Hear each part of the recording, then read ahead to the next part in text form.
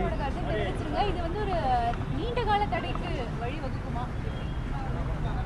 திராவிட முன்னேற்ற கழகத்தை பொறுத்தவரையில் இந்த ஜல்லிக்கட்டு போட்டி நடைபெற வேண்டும் என்று கடந்த ஜனவரி 3ஆம் தேதி அலங்காநல்லூர் பகுதியில் ஒரு மிகப்பெரிய ஆர்ப்பாட்டத்தை நடத்தி அதனுடைய தொடர்ச்சியாக தமிழகத்தில் இருக்கக்கூடிய பல்வேறு கட்சிகள், பல்வேறு தமிழ் ஆர்வலர்கள்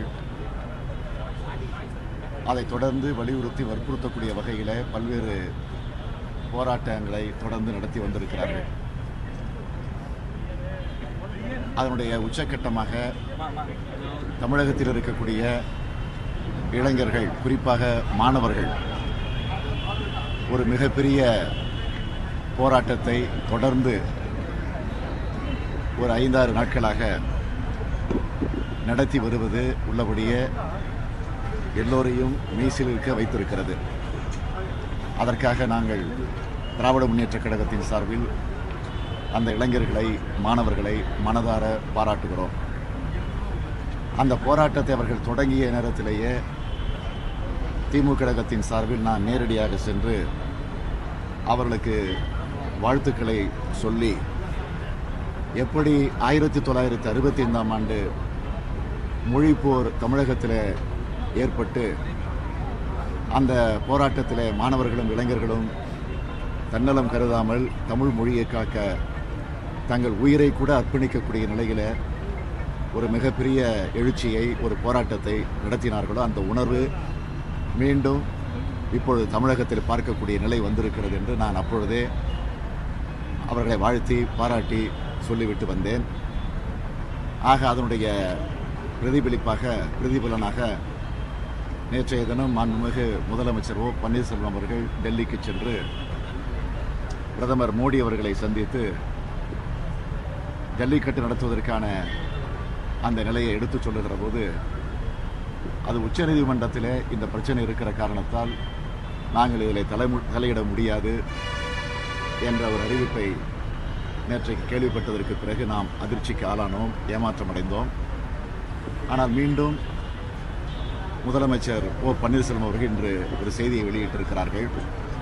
ஜல்லிக்கட்டு நடத்துவதற்கான முயற்சிகளை ஈடுபட்டிருக்கிறோம், மாநில அளவிலேயே அதற்கான சட்டத்தை ஏற்றக்கூடிய நிலை உருவாகி இருக்கிறது என்ற செய்தி வந்திருக்கிறது. உள்ளபடியே அது வரவேற்கப்படக்கூடியதாக இருந்தாலும், எந்த ஆண்டிலும், இந்த ஆண்டு மட்டுமல்ல, வரக்கூடிய எந்த ஆண்டாக இருந்தாலும் பொங்கல் விழா வருகிற போதெல்லாம் எந்தவித நிலையிலும் தடைபட முடியாத நிலையில் இந்த ஜல்லிக்கட்டு நடைபெற வேண்டும். அதற்காக காளைகளை மத்திய அரசு தன்னுடைய அறிவிக்கையிலிருந்து நிரந்தரமாக நீக்க வேண்டும் என்பதுதான் திமுக கழகத்தினுடைய நோக்கம்.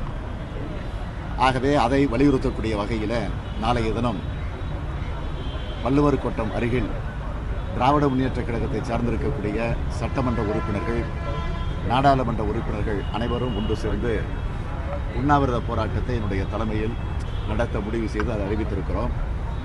ஆக அந்த போராட்டம் நாளைய தினம் நடைபெறவிருக்கிறது.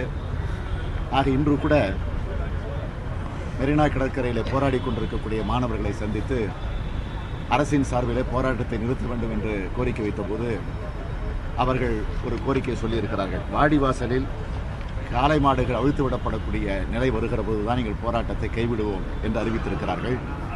ஆக அந்த அறிவிப்புக்கு திராவிட முன்னேற்றக் கழகம் பாராட்டுகிறது, வாழ்த்துகிறது.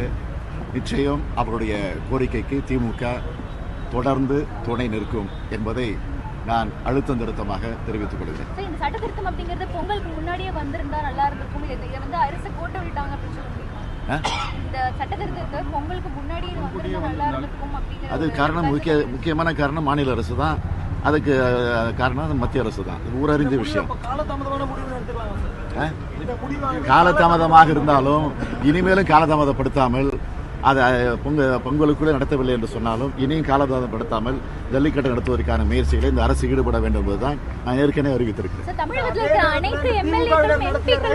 போராட்டத்தையும் தொடர்ந்து மாணவர்கள் விமர்சிச்சுட்டு இருக்காங்க.